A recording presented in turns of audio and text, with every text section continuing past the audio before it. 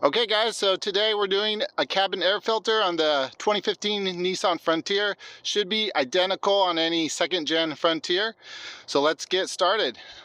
So on pretty much any car, you want to open up the glove box, and that's where you're going to access the cabin air filter. And then if you look in here, right in there, see that little tab in there? You need to pull this in to clear this, which that clears fairly easily. And then there's one over here, same thing.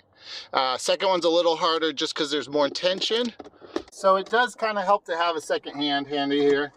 So I'm going to film from back there for a second, but there you go, that one's clear, and then there you go. So now they're both clear there. So that's the tab right there, and same thing over here on this side, right?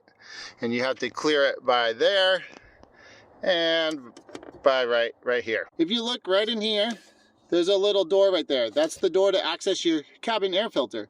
If you look at the top here, shine the light on there for a second, right at the top here, there's a little tab on there. Now mine is kind of broken, but all you gotta do is kind of gently lift up, push up on that, and pull this little door down.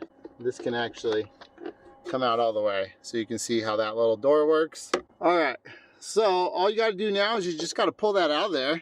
If you can use your finger and do it, that's great. If you need a little tool, for me it helps to get like a little flathead screwdriver or something in there. And once you can get it out just a little bit there, it's really easy to pull out after that. Kind of clear that wiring there, pull straight out, past there. All right, so that's what the top of our filter looks like. As you can see, it's probably been a while. It's got leaves and all sorts of debris in there. Bottom half, fairly clean, not too bad. So it looks like it's working, doing its job. Now there are two filters in there that are that exact same size. So the second one's just over to the right further, and you just have to pull that out of the same slot. So once you get the first one out, it's real easy. You get the second one out, same way. Ooh, we got some big leaves in that one. When you are ordering these, make sure that they come in a pair or that you order two. These ones came in a pair. These are the Wix XP filters. There's the part number down there. All right, so there you go, side by side. Definitely time, lots of crud in there. There's a nice new one. Now, something to note, some filters, let's see what these old ones. So these old ones, they actually say airflow, and they have the arrow going up. These should have been flipped over, because obviously the airflow is going down. That's why all the debris is on the top of the filter. The airflow is going down like this through the vents there. So these should have been flipped over. Now you'll see on my new ones here, it says airflow. So this is the way that you want to do it. This is the top. The bottom on mine is yellow. Now, why is this one yellow? Well, there's a bunch of different brands and styles of filters out there. Some of them are just very basic and they trap dust and pollen. And then others can also trap odor, and some even claim to trap bacteria as well. I think that's what this one does as well. That might be a good idea for a climate that's humid, where mold or mildew or bacteria is more prone. So again, some of them will have this little airflow thing with the arrow. And again, if it says that, you want the arrow to go down, because that's the way the air is flowing through that vent. If it has a little arrow and says up, obviously it goes up. So some of them will say up with the arrow, some of them will say airflow and down. So that's it. So this is the bottom on mine, this is the top on mine. Both ends are the same. There's not really a front and a back. And I'm just gonna slide it back in the same way that it came out. Easy enough.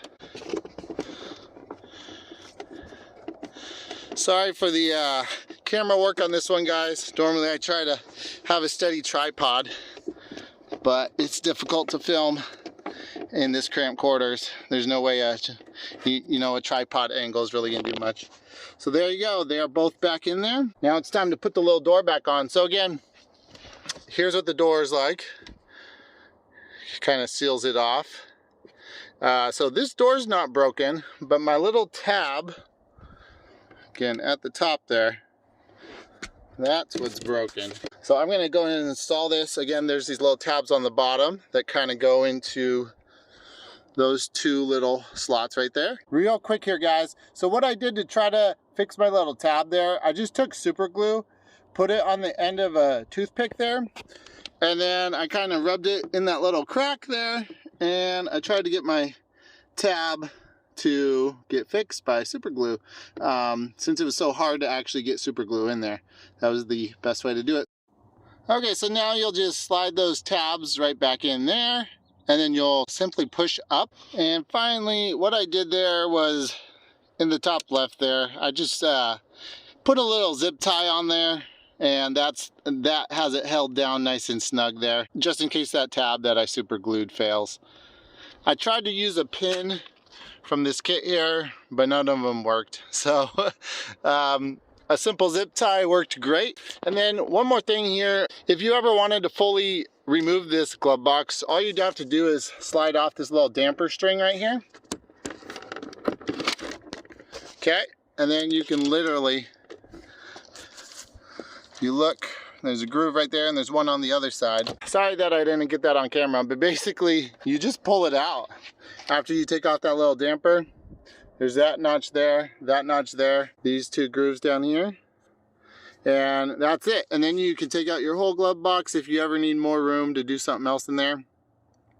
And then of course to slide it back on, stick those back in the grooves there.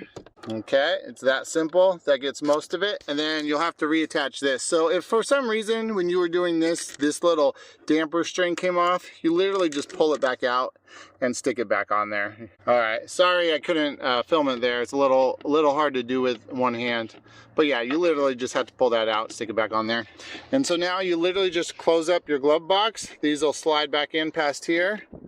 No problem. See, I got it most of the way there. In there, and then you just finish. They'll snap in and your glove box should work. Lowers nice and slowly, and you're all done, guys.